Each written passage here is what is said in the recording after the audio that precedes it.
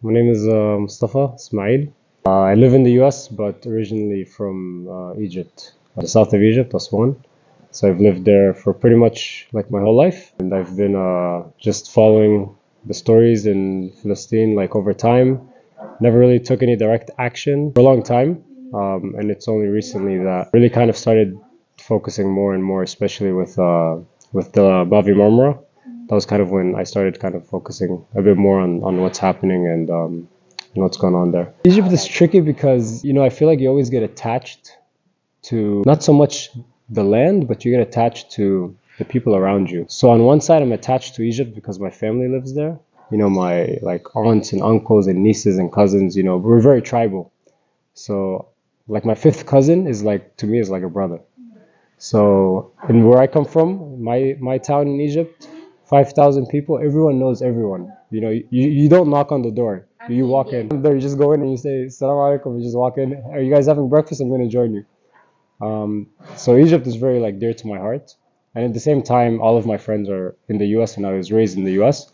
So at the same time, the US is also kind of like, also dear to my heart. As much as I hate the politics, it's also dear to my heart. Very different culture from Egypt, but it's really like a battle, like going back and forth between the two countries. And believe it or not, the one moment I said I have to do something. I'm not gonna say I've been like, following this for years. It really was October 7th.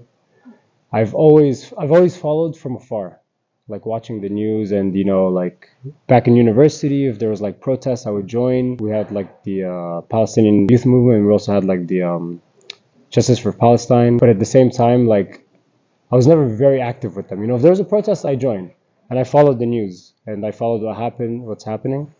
But October 7th really changed a lot of things for me because I realized like Gaza to me, it's almost like a small city in Egypt. So when I see what's happening in Egypt and then I see what's happening in Gaza, no matter how bad it is in Egypt, like this is very different. This is a city that's being, yeah, I mean, it's being besieged by everyone, not just one country or two, but every strong power, including a lot of like Muslim and Arab countries, are besieging them, including my country.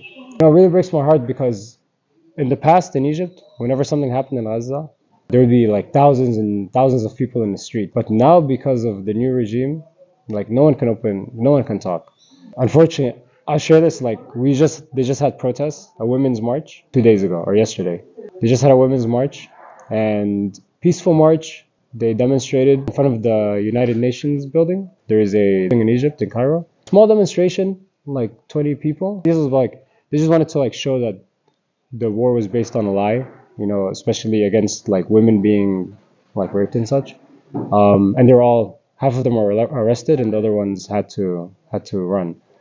So that's the climate in Egypt, and I've been there, and I know what it feels like to be in a situation where you feel like the whole world gave you their back.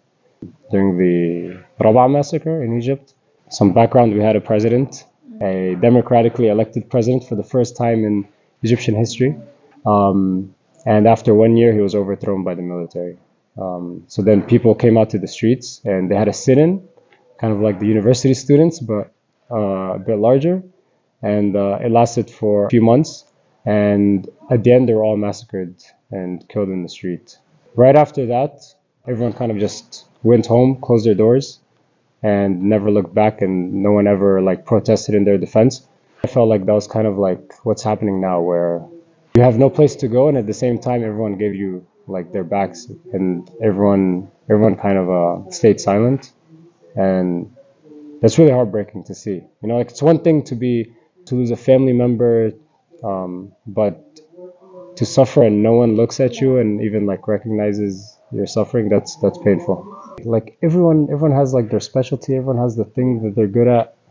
Just being on the ship, like for me, I feel like I'm fortunate. My strongest power is my US passport. Like for me, just being on this boat and saying, hey, look, like just because that was another thing people ask, like, oh, like what are the people on the boat gonna do? Like, you guys are like a few hundred people. What's that gonna do? I think just us being here is a strong enough message. That's all we need. I hope that one day Egypt will take lessons from the students in these universities. And I feel like student protests, once they start, you can't stop them. So it's a good sign. I just want to say يا أهل غزة أنا مصري ومصر كلها معاكم والله. انتوا في قلوبنا، وإن شاء الله يعني الظروف يعني الحالة حاليا هيجي وقت إن هتشوفوا الشعب المصري إن هو في ظهركم، وتشوفوا إن الشعب المصري عمره ما انساكم.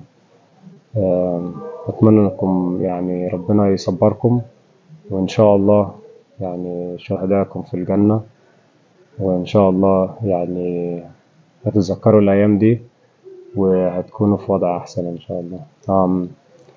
Yeah, I was just saying that, like the Egyptian people really do have them in the heart, and if they had the chance, they would be out in the millions. And inshallah, that day will come. Yeah, I mean, there was a time when, when we did have democracy, and Israel tried to do the same thing in the 1 year that we had a elected president. Israel could not do what they did today. They tried once, and the president and the Egyptian people drew a red line. I feel like another day is going to come, where that's going to happen.